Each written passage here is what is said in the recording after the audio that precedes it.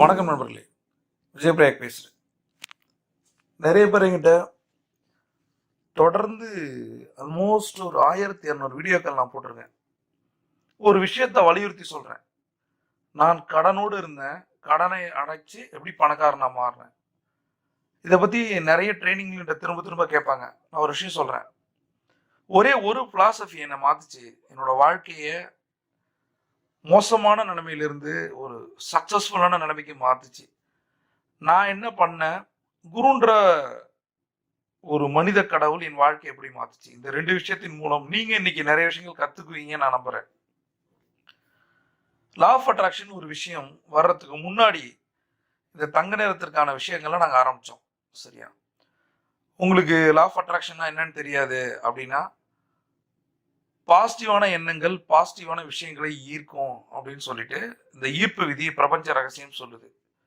இதை ஒரு ஸ்பிரிச்சுவல் ப்ராக்டிஸா பண்ணும்போது உங்களோட வாழ்க்கை நம்ப முடியாத அளவுக்கு மாறுது அப்படின்னு நான் உணர்ந்தேன். எப்ப இந்த டாபிக்கை பத்தி 2006ல் ஒரு புக் ஒன்று வந்தது, சீக்ரெட் அப்படின்னு சொல்லிட்டு. சீக்ரெட்ல சொல்லப்பட்டுள்ள நிறைய விஷயங்கள் நான் திரும்ப திரும்ப உங்களுக்கு ஞாபகப்படுத்த விரும்புறேன். இது ஒரு பேசிக் பிரின்சிபல்ஸ்ல இயங்கிட்டு இருக்கு. ஒத்தவை ஒத்தவற்றை ஈர்க்கும், என்ன நினைக்கிறீங்களோ அது நடக்கும்,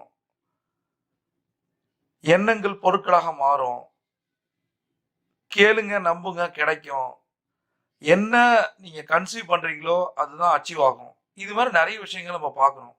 இதற்கு முன்னாடி லா ஆஃப் அட்ராக்ஷன் ஒரு விஷயம் இல்லையா? சீக்ரெட் புத்தகம் வருவதற்கு முன்னாடி லா ஆஃப் அட்ராக்ஷன் ஒரு விஷயம் இல்லையா? 1937 நெப்போலியன் ஹில் இதை பத்தி பேசியிருக்காரு. சயின்ஸ் ஆஃப் கெட்டிங் ரிச்ன்ற புத்தகத்திலையும் இதை பத்தி சொல்லப்பட்டிருக்கு. Think and grow rich Tamil புக்கை நீங்க வாங்கி படிக்கணும். சயின்ஸ் ஆஃப் கெட்டிங் ரிச் இதுவும் தமிழ்ல இருக்கு. இந்த 2 புத்தகங்களையும் நீங்க படிக்கணும்னு கேட்டுக்கிறேன். 3வது ரகசியம் புத்தகத்தையும் வாங்கி படிக்கணும். இதை 3த்தையும் நீங்க அடுத்தடுத்து படிக்கும்போது உங்களுக்கு ஒரு மிகப்பெரிய மாற்றம் வரும். 2006க்கு முன்னாடி எப்படி இந்த தங்க நேரம்ன்ற ஒரு விஷயத்தை என் குரு எனக்கு போதிச்சாங்க. அதை வச்சு நான் எப்படி என் கடனை அடைத்து பணக்காரனா மாறினேன். என்னை பொறுத்த வரைக்கும் ஒரே ஒரு விஷயம்தான். நான் நிறைய விஷயங்கள் பண்ணினேன், நிறைய கார்பரேட்ல ஒர்க் பண்ணேன், நிறைய பிஸ்னஸ் ஆரம்பித்தேன். ஆனால் கேவலமாக ஃபெயிலியர் ஆனேன். அதுக்கு காரணம் என்ன அப்படின்னு யோசிக்கும் போது என்னென்னவோ பண்ணினேன், நான் ஃபோக்கஸ் ஆகலையோ ஃபோக்கஸாக இல்லையோ அப்படின்னு எனக்கு தோணுச்சு. நாம் செய்கிற விஷயங்கள் ஃபோக்கஸாக இருக்கா? இப்போ உங்கள்கிட்ட ஒரே ஒரு கேள்வி கேட்குறேன். நீங்கள் வேலையில் ஃபோக்கஸாக இருக்கீங்களா? ப்ரொமோஷன் வாங்குறீங்களா? நினச்ச காசை சம்பாதிக்கிறீங்களா? பிஸ்னஸ் ஆரம்பிக்கும் போது இருந்த உற்சாகம் இப்போ இருக்கா? பிஸ்னஸில் நீங்கள் கொடி கட்டி பறக்குறீங்களா இல்லை ஸ்ட்ரகிள் ஆகுறீங்களா? நீங்கள் உண்மையாலுமே ஃபோக்கஸாக இருக்கீங்களா? இந்த லா ஆஃப் அட்ராக்ஷன் வர வர என்ன ஆச்சு அப்படின்னா, 2006க்கு பிறகு நிறைய வாழ்க்கை மாற்றங்கள் ஏற்பட ஆரம்பிச்சது. உண்மையை சொல்ல போனா இந்த பிரபஞ்ச ரகசியங்களை படிக்கும் போதும் அதை பற்றி ஆராய்ச்சி பண்ணும் போதும் நான் ஏறக்குறைய ஒரு 15 இயர்ஸ்க்கு மேலே இந்த இண்டஸ்ட்ரியில் இருக்கேன். சரியா? லா ஆஃப் அட்ராக்ஷன் என்னன்னே தெரியாம லா ஆஃப் அட்ராக்ஷனை பற்றி நான் ரிசர்ச் பண்ணியிருக்கேன். அது கொடுத்த மாயாஜாலங்கள் ரொம்ப பெருசு. நிறைய பேர் ஏன் ஜெயிக்கிறது இல்லை அப்படின்னா, இந்த ப்ராப்பரா லா ஆஃப் அட்ராக்ஷனை பண்றது இல்லை. ஏதோ ஒன்று நினைச்சு ஆரம்பிக்கிறாங்க, அதை முடிக்கிறது இல்லை. ஃபர்ஸ்ட் ஒரு கேள்வி உங்களை நான் கேட்டேன், ஃபோக்கஸா இருக்கீங்களா அப்படின்னு சொல்லிட்டு. 2வது ஒரு கேள்வி நான் கேட்குறேன், கண்டினியூஸா பண்றீங்களா ஒரு விஷயத்த? இதுதான் என் குரு எனக்கு போதிச்சாங்க. 90 நாள் உன் வாழ்க்கை மாறும் அப்படின்னாங்க. 90 நாட்கள் எப்படி உன் லைஃப் மாறும்? எனக்கு என்ன தெரியுமா, 90 நாட்கள் இல்ல, 900 நாட்கள்ல மாறினாலும் சரி, அந்த அளவுக்கு நான் மோசமான ஒரு நிலைமையில இருந்தேன். இப்ப நம்ம வாழ்க்கையில நிறைய கோல்ஸ் இருக்கு இல்ல? அந்த கோல்ஸை நம்ம முதல்ல, கோல்ஸ் இருக்கா எல்லாருக்கும் அப்படின்ற ஒரு கேள்வி கேட்குறேன். அந்த கோல்ஸை நம்ம எழுதுறோமா அப்படின்ற ஒரு கேள்வியை நான் கேட்குறேன். எழுதின கோல்ஸுக்காக எந்த அளவுக்கு நம்ம எஃபோர்ட் போடுறோம் அப்படின்றது கேட்குறேன். நீ எத்தனை கோலை எழுதுனீங்க?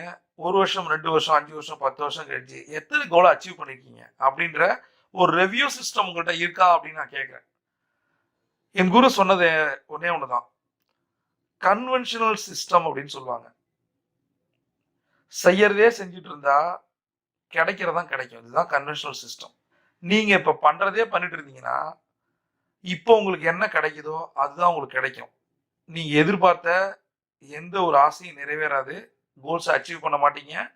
மிகப்பெரிய பணக்காரியா மாறவே மாட்டீங்க. இப்ப மாத்துறதுக்கு ஏதாவது ஒரு விஷயம் பண்ணணும் இல்ல? அதுக்காக தான் என் குரு எனக்கு தங்க நேரத்தை சொல்லிக் கொடுத்தாங்க. இது என்ன ஆகுது அப்படின்னா, நம்ம வந்து நிறைய பணக்காரங்களை பார்க்குறோம். அவங்க சக்சஸ்ஃபுல்லா இருக்கிறத பார்க்குறோம். அவங்க சந்தோஷமா இருக்கிறத பார்க்குறோம். அவங்கள்ட்ட இருக்க ப்ராப்பர்ட்டிஸ்லாம் பார்த்து ஆச்சரியப்படுறோம். அவங்க காரு, அவங்க லைஃப் ஸ்டைல். எப்படி இது அவங்களுக்கு கிடைச்சதுன்னு யோசிக்க மறக்கிறோம். இதுதான் தங்க நேரத்தோட சாராம்சம். ஏதாவது ஒண்ணு பண்ணணும். இதை தொடர்ந்து நம்ம பண்ணும்போது எல்லாரும் விட அப்படின்றது எதுக்காக நான் சொல்றேன்னா, உங்களுக்கான போட்டியாளர்கள் யாராவது நினைச்சீங்கன்னா, அவங்கள விட இல்ல, உங்களோட நீங்க பெரிய ஆள் ஆக முடியும். நேத்து இருந்த உங்களோட இன்னைக்கு இருக்கிற நீங்க பெரிய ஆள் ஆக முடியும். நாளைக்கு இதை விட மிகப்பெரிய பிரம்மாண்டமா நீங்க மாற முடியும். அதற்கு என்ன பண்ணணும்? லா ஆஃப் அட்ராக்ஷன் ஒரு விஷயத்த மிக சரியா நம்ம கத்துக்கல. அதை சரியா கத்துக்கணும். நாம ஒரு மிகப்பெரிய கிரியேட்டர்ன்றதை நம்ம மறந்துடுறோம். இதை நான் வலியுறுத்தி சொல்றேன். நிறைய கடனோட நான் இருந்தபோது, கஷ்டத்தோட இருந்தபோது, என் குருகிட்ட முன்னாடி உட்கார போது நான் கத்துக்கிட்ட ஒரு விஷயம் என்ன அப்படின்னா, நான் வந்து உடலாலும் மனதாலும் சோர்ந்து போயிருந்தேன். நாம இந்த மாதிரி நேரங்கள்ல பணம் இல்லாத போது, உறவுகள் இல்லாத போது ரொம்ப டிப்ரெஸ்ஸா, ஸ்ட்ரெஸ்ஸா மாறிடுவோம். அப்ப நம்மளுடைய பலம் நமக்கு தெரியுமா? நம்ம டயர்டா இருக்கும்போது நம்மளோட பலம் நமக்கு தெரியுமா? தெரியாது இல்ல? எனக்குள்ள இருந்த பலத்தை வெளியே எடுத்துட்டு வந்து காட்டுனது என்னோட குரு. அதுக்கு தான் சொல்றேன், குருவை பற்றி நான் குருவை கொண்டாடுறேன். இதை நான் சொல்லல, சித்தர்கள் சொல்றாங்க. குருவியலை பற்றி நம்முடைய முன்னோர்கள் சித்தர்கள் சொன்னது மாதிரி யாரும் சொல்லல. இன்னொன்னு இந்த நேரத்தில் உங்கள்கிட்ட நான் சொல்றேன், லா ஆஃப் அட்ராக்ஷனை பத்தி இந்த உலகத்துக்கே முதல்ல சொன்னதே நாம தான். நீங்க இதை கூகுள்ல சர்ச் பண்ணி பார்த்தீங்கன்னா, சாக்ரடிஸ், ஆர்கிமிடிஸ் காலத்திலலாம் அந்த கிரேக்க நாகரிகங்கள்ல இதெல்லாம் இருக்க மாதிரி காட்டும். ஆனா அதற்கு முன்னாடியே சித்தர்கள் இதை பத்தி எல்லாம் சொல்லிட்டாங்க. அந்த சாக்ரடிஸ் காலத்தை கடந்து வந்துட்டோம் அப்படின்னா 1937 நெப்போலியன் ஹில், 2006 சீக்ரெட், ரெண்டோ பைரன், இந்த மாதிரி சொன்னாலும் கூட எனக்கு ஒரு மிகப்பெரிய பெருமை இருக்கு. நம்முடைய முன்னோர்கள் சித்தர்கள் இதை பத்தி சொல்லியிருக்காங்க. நிறைய சொல்லியிருக்காங்க. பட் அது நிறைய எழுதி வைக்கல, அதை நம்ம பயன்படுத்தல, மெயினா இம்ப்ளிமெண்ட் பண்ணல.